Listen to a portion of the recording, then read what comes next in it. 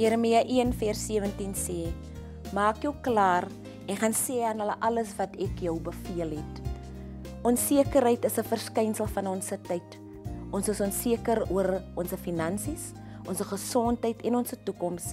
En al hierdie onsekerhede werk in dat ons onseker oor onsself is.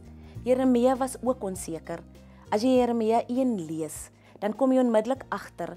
Hy gee 'n lys van die goeie en slegte mense wat uit sy agtergrond uitkom.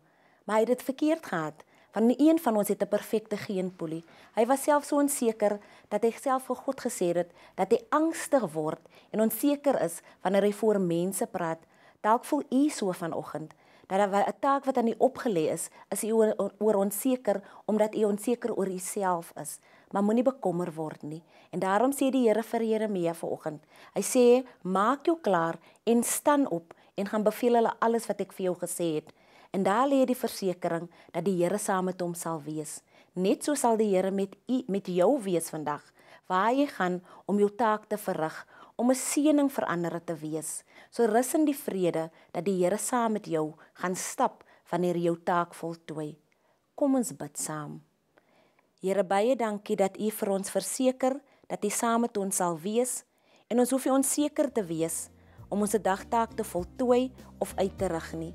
Dankie dat u vir ons gaan help sodat ons vir ander vandag 'n seëning kan wees en die blye wete het dat u die Here met ons is van nou af tot in ewigheid. Amen.